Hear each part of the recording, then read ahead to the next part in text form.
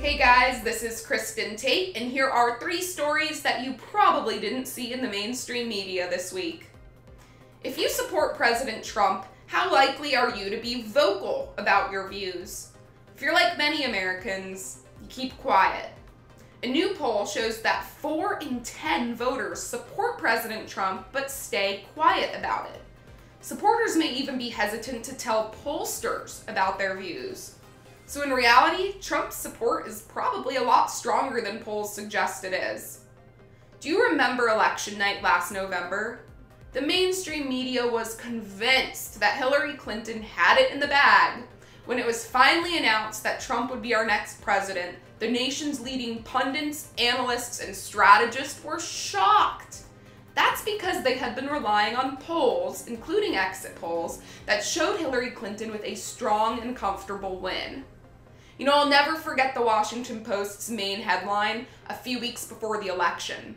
It said, "Donald Trump's chances of winning approach 0. How wrong they were. All of this reinforces the idea of a silent majority.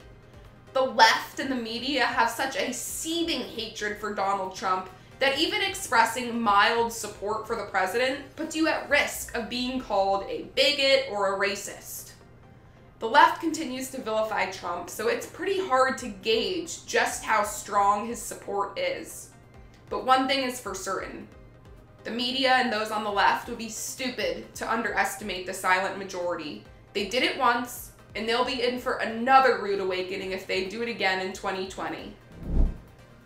The Disney Channel is a popular network for young kids, and it just announced that it will be featuring its first ever gay storyline in a children's show. The 2nd season premiere of Andy Mack will feature one of the show's main characters, a young male, beginning to realize that he has feelings for another male classmate. The 13-year-old struggles with this and how to share the revelation with his new girlfriend. At the end of the episode, he accepts himself as a gay individual, and then he's featured that way in subsequent episodes. Now, Disney says that the plotline is supposed to serve as a positive role model for both kids and parents. The company added that it always provides stories that reflect tolerance and acceptance. But here's a reality check for Disney. The average viewer of that network and the core demographic for this particular show are aged 6 to 14. Do you remember what it was like being a 6-year-old? Kids at that age are busy eating peanut butter and jelly sandwiches and playing outside with their friends. They're not concerned with issues like sexual orientation. Why can't the lefties in charge of this network just let kids be kids? Progressive executives have allowed their obsession with sexual identity to seep into Disney's programming. This could cause confusion for some young viewers. And here's another question. When did it become Disney's job to play the role of parents? Shouldn't it be up to parents how and when to introduce their children to mature topics like sexuality?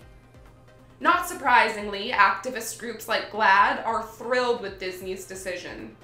But it's not yet clear how most parents feel about it, or whether there will actually be a positive rather than a negative impact on the kids viewing the show. Only time will tell. A terrifying new study shows that nearly half of millennials prefer socialism to capitalism. And it seems that many of these young people don't know anything about the economic system they claim to support. A pathetic 16% of millennials can accurately define what socialism is. Yet many young people gladly voted for Bernie Sanders, who would have put this country into an economic black hole with socialist policies. This ignorance among millennials is disturbing, but is it surprising? Hell no. These clueless young people love to busy themselves protesting social issues like transgender bathrooms, abortion, and Confederate statues. They love to riot and burn down buildings every time a conservative speaker comes to town. But they remain clueless when it comes to the economy. Many of them have no idea that this country is $20 trillion in debt. Meanwhile, entitlement spending continues to balloon, and 43 million Americans are on food stamps. Many millennials don't know anything about the economy because a lot of public schools don't even teach basic economic courses.